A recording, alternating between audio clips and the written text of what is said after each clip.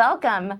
Today's guest is a #1 international best-selling author, Emmy-nominated filmmaker, multiple Telly Awards recipient, and former producer and copywriter for major broadcast TV and cable news networks.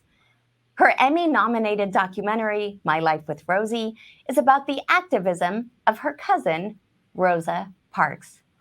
It has won numerous Best Documentary titles at film festivals across the country. Her international best-selling companion book, My Life with Rosie, A Bond Between Cousins, has been named Best Children's Books About Black History. She recently released her second documentary, Authentic Conversations, Deep Talk with the Masters, featuring Jack Canfield, Patty Aubrey, and Kate Butler. She is also the host of the weekly interview show, Everybody with Angela Williamson, which discusses diversity within education, the arts, and people. A dedicated philanthropist proudly carrying on her cousin's legacy, she harnesses the power of her 25 years of experience in education and media for social good through the involvement in projects and organizations that focus on improving the communities they serve. Please welcome the incomparable Dr. Angela Williamson. Welcome to the show, Dr. Williamson. It is so great to have you here with us today. It is such an honor, and thank you so much for that beautiful introduction. And I am looking forward to our authentic conversation. Absolutely. Now, those are some pretty big family shoes to fill. How has being a relative of Rosa Parks changed your life?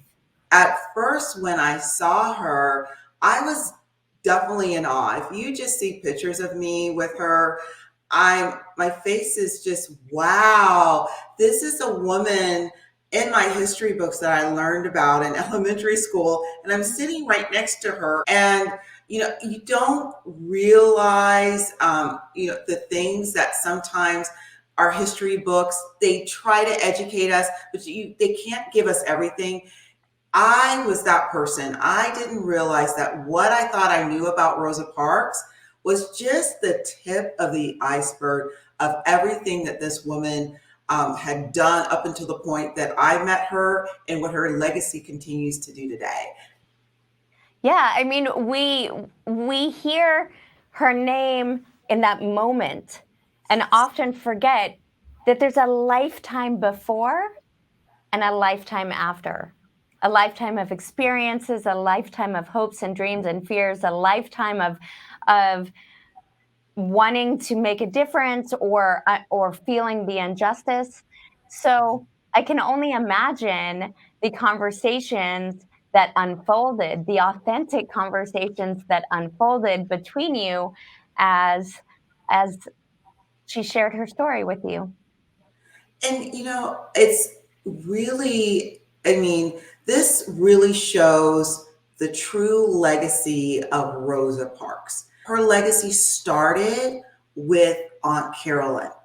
And when the story started coming to me, I realized that my history books missed something. But this is a woman that poured into so many young people.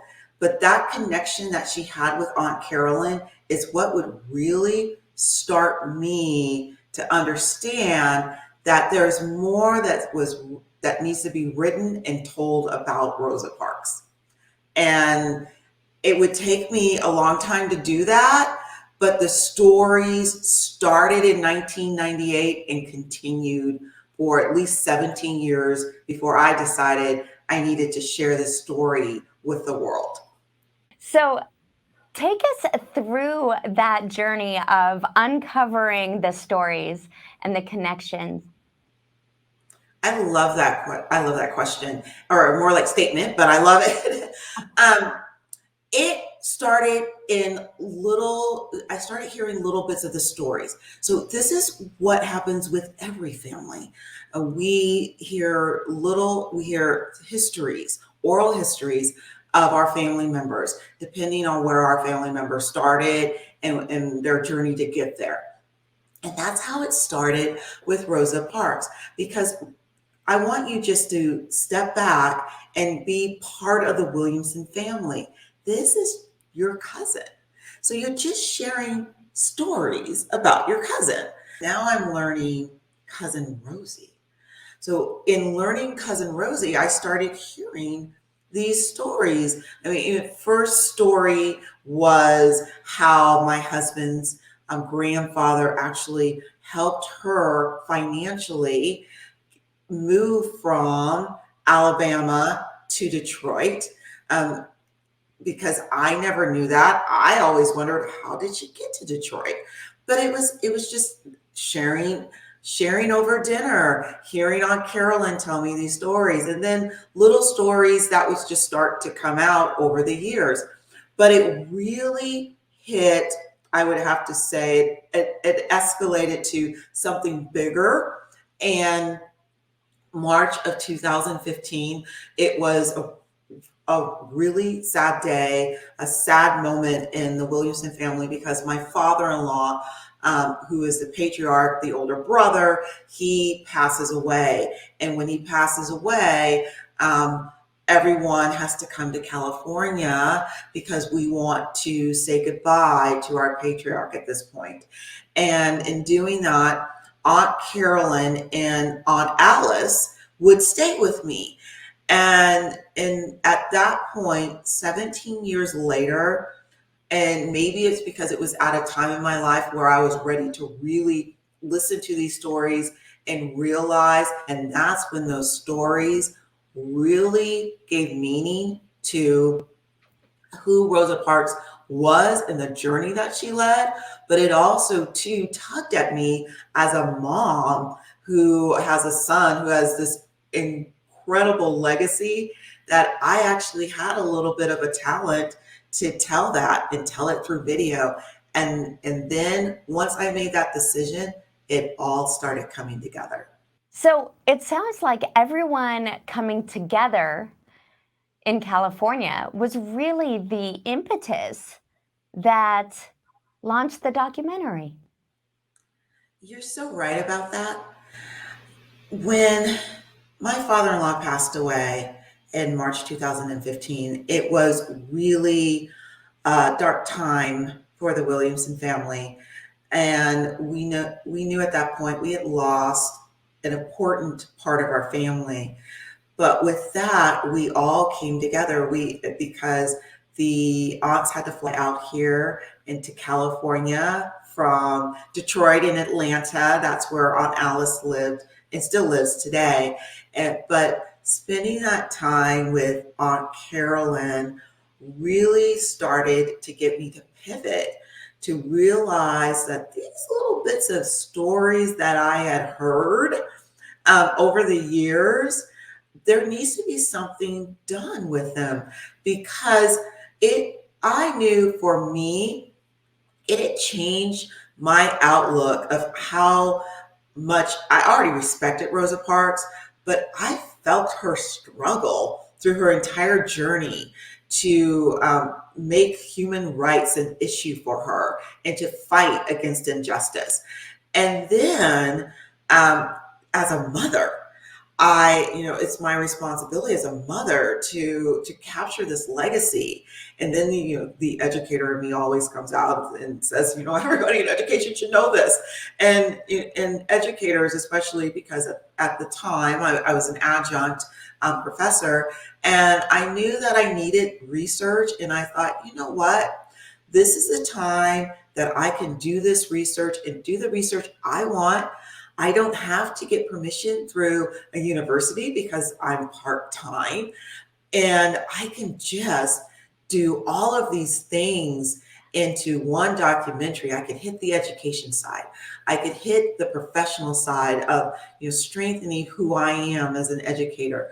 But then on top of that, as a mom, I can capture this legacy. And then last but not least, maybe, just maybe, I may be able just to give a little bit part to the world and let them know what a dynamic person Rosa Parks was. I love when the pieces come together and you're able then to really step fully into a new level, right? This ability to marry the educator, the filmmaker, the family member, the mother, the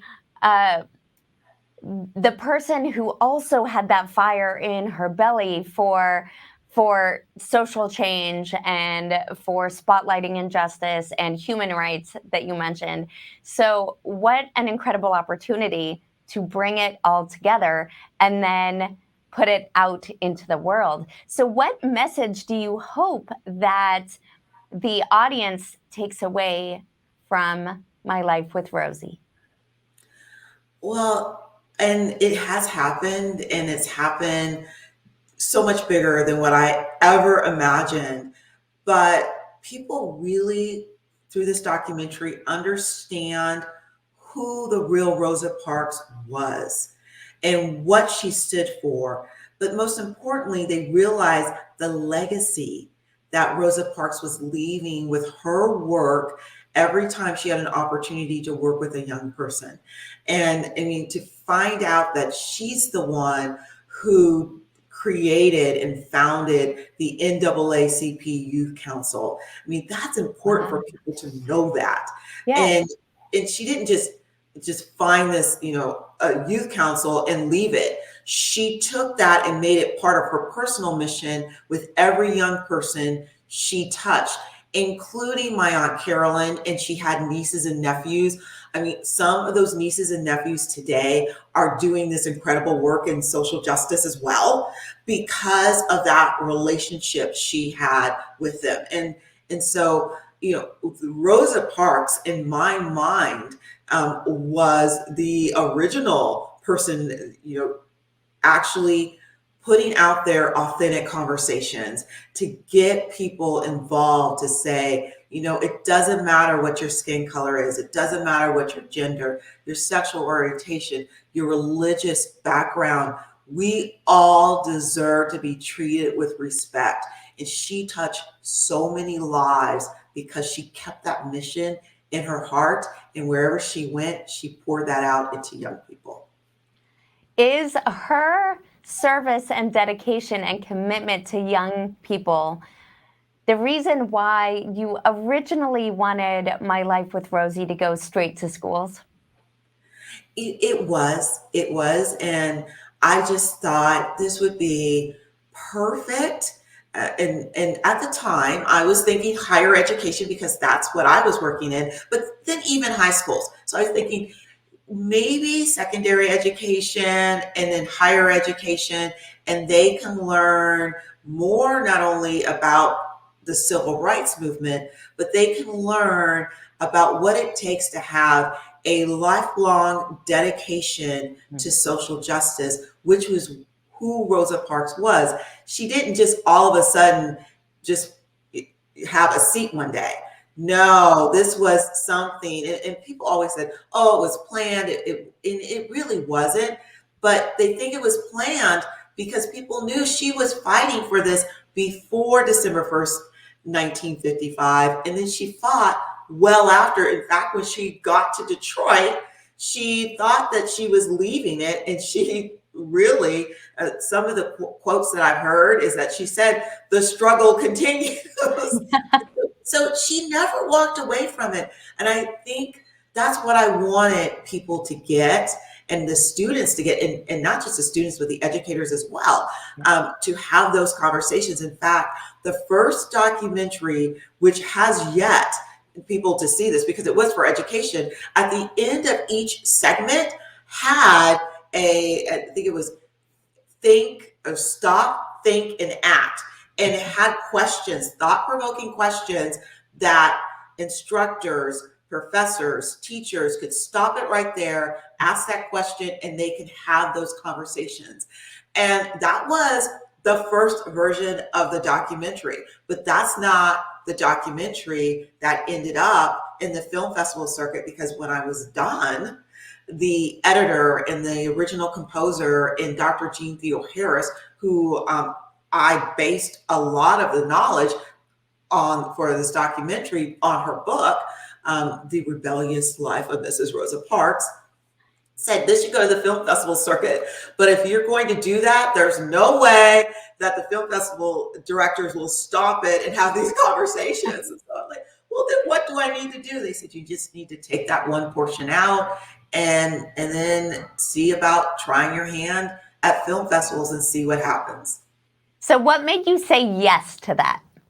You know, I think I was at a point in my life that I realized that if someone is taking the time to give you advice and it's good advice, that you need to be humble and listen.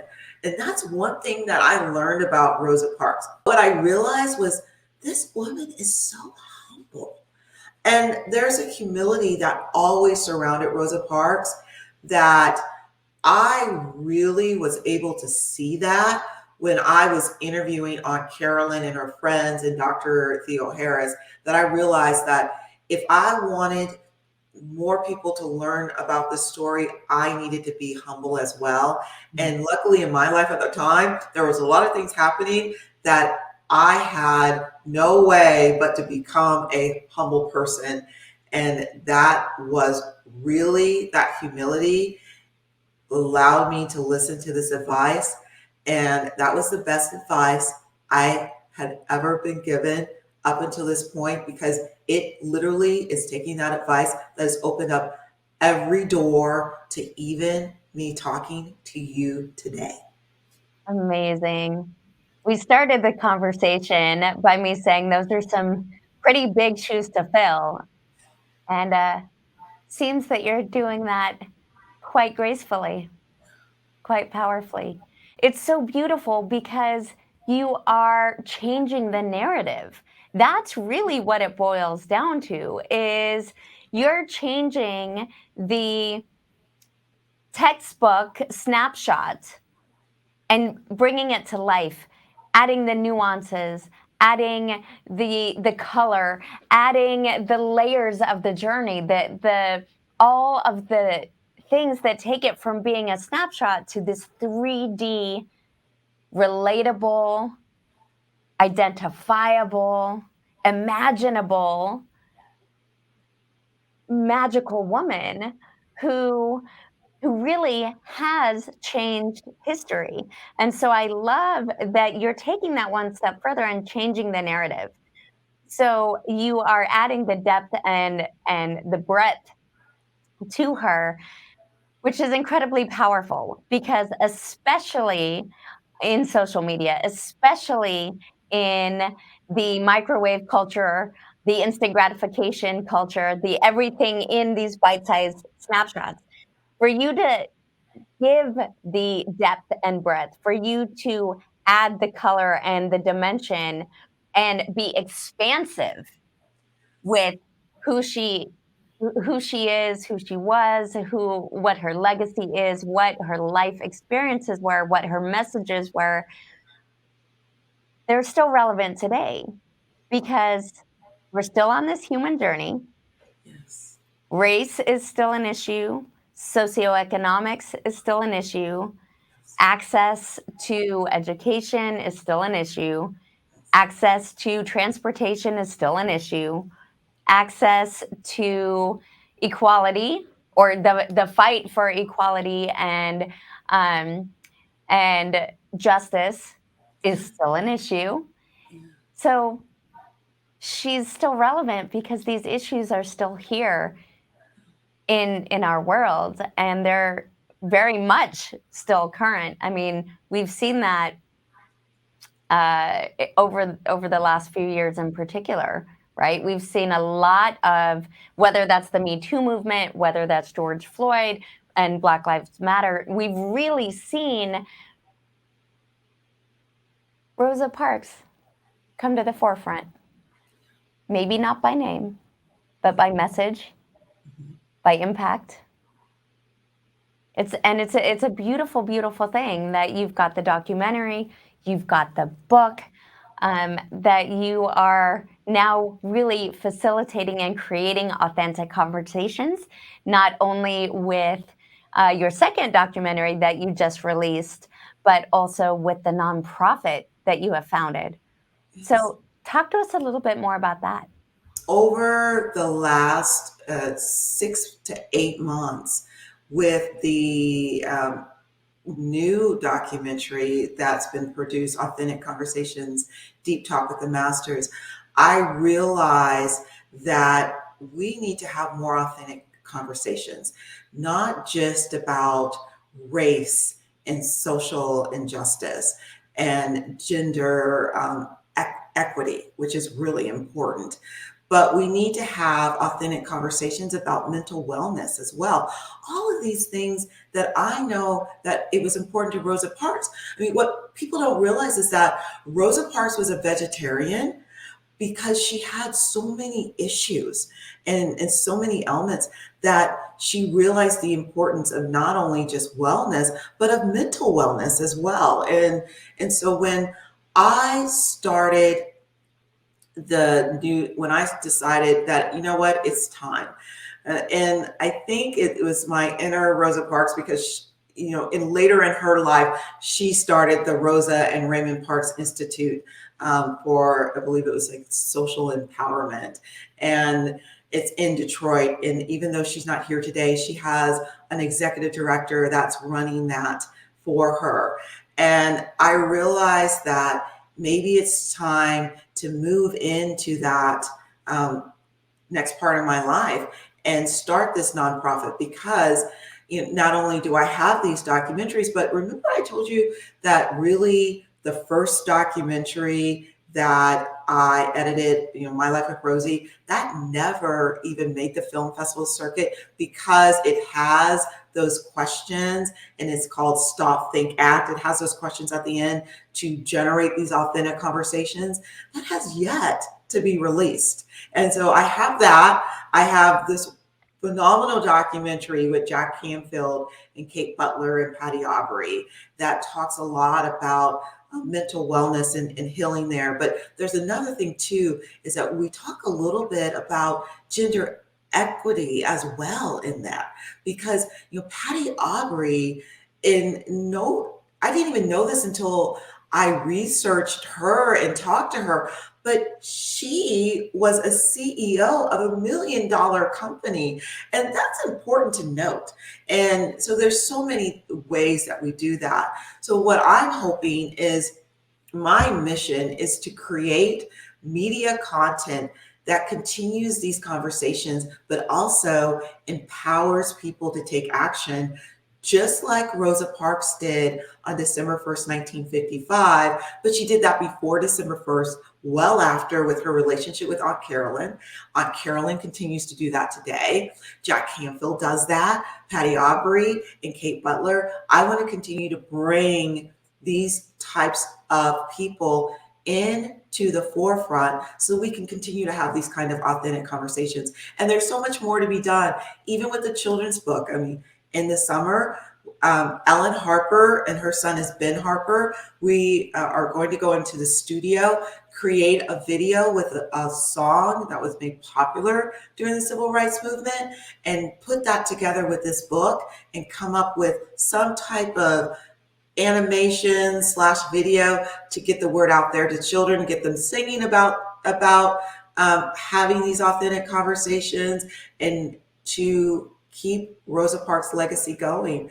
And it all comes together. So the next step for me was to start this nonprofit. So powerful to facilitate these authentic conversations on all of the important topics and areas of life, right? You mentioned mental health, gender equity.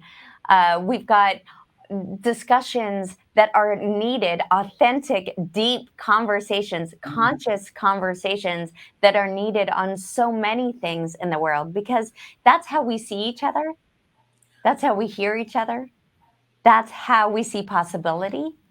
That's how our minds expand. That's how we grow. It's how we learn. And I love that you're marrying that with action. That the authentic conversations open the door, and that then you are providing the tools and the resources to stop, think, and act. Because change comes about through the action. So I love that you are really leaning into this and that you have created this nonprofit now where you are really going to be able to facilitate these authentic conversations on a much larger scale. So you Now, have I, several live screenings yes, yes. coming up. Now, I know that people are going to want to be there for those live screenings. So, how can they find out more about either of these? Do you have a website or somewhere where they can go and register their interest? Absolutely. Right now, everything is through my website. In fact, there is the promo for Authentic Conversations, Deep Talk with the Masters.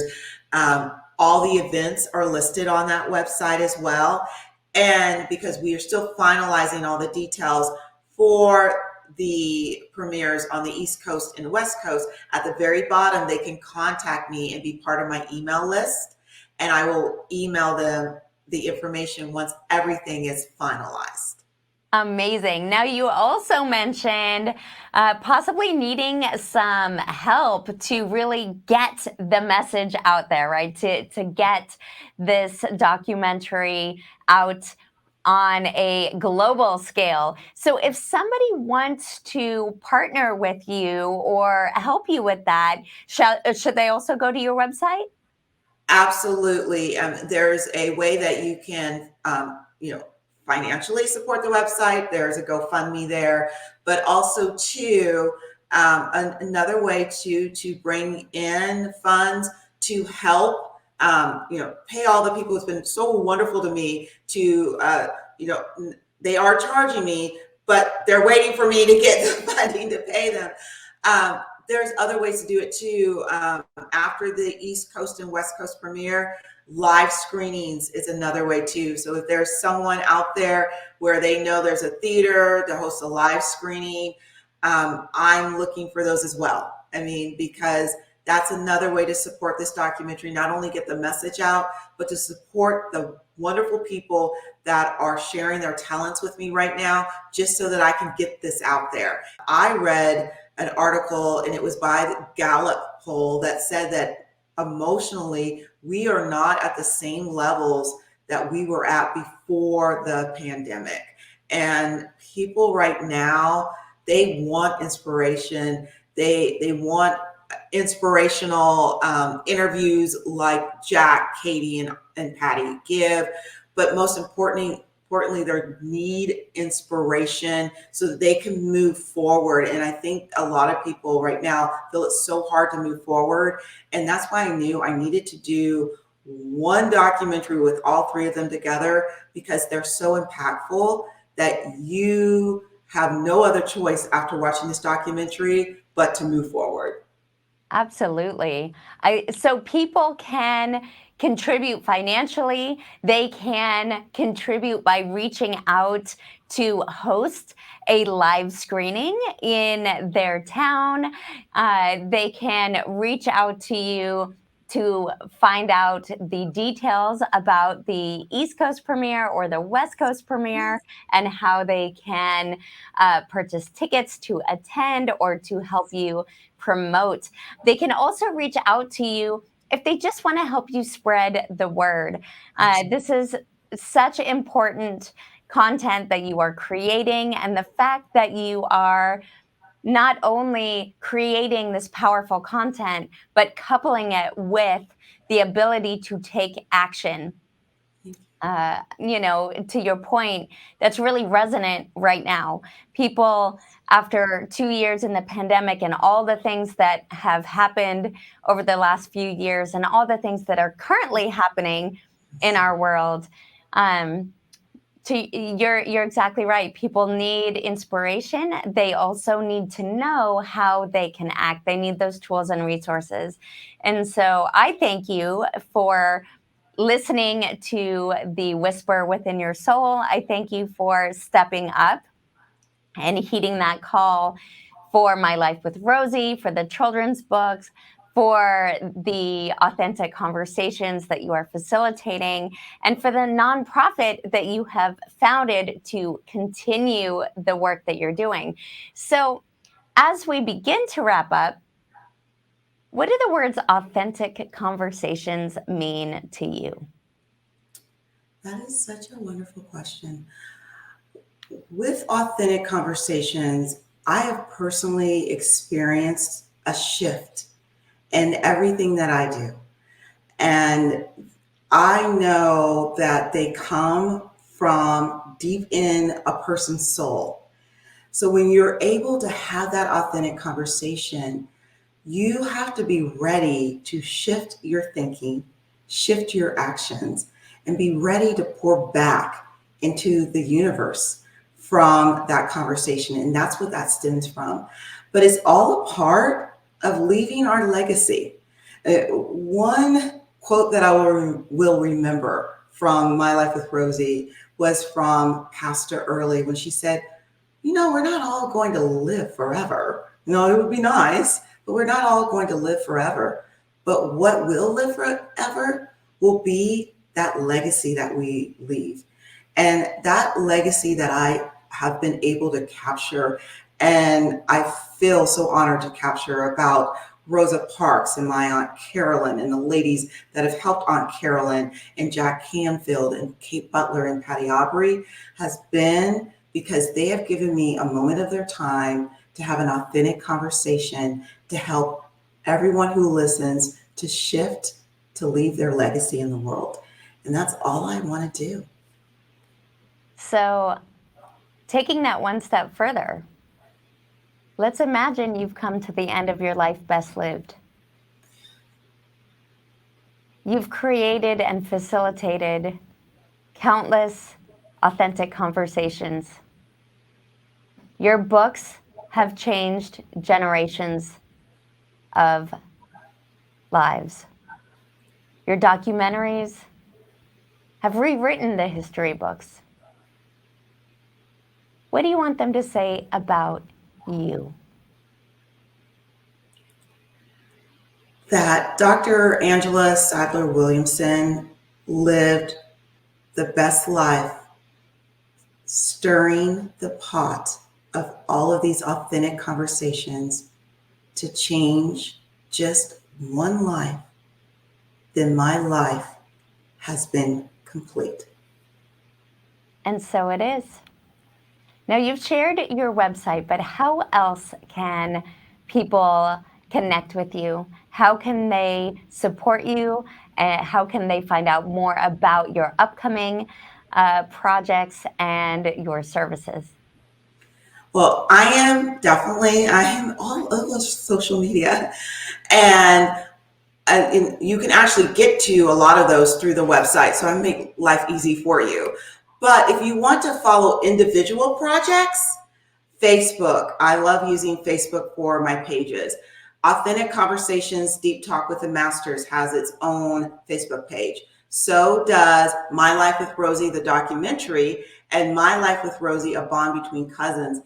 And because I actually released this book during a pandemic, and I mentioned earlier that I just had my first in-person book signing, I actually read this book on the Facebook page for My Life with Rosie, A Bond Between Cousins. So if there is a teacher out there or a parent that you just want your child to have a little bit of a story time, you can definitely find that on that page too. And then my show in Los Angeles on KLCS, Everybody with Angela Williamson, if they could follow me on all of those pages, I do keep it up to date. And in fact, I believe within the next month or two, I will be season premiere for season 3 of Everybody with Angela Williamson.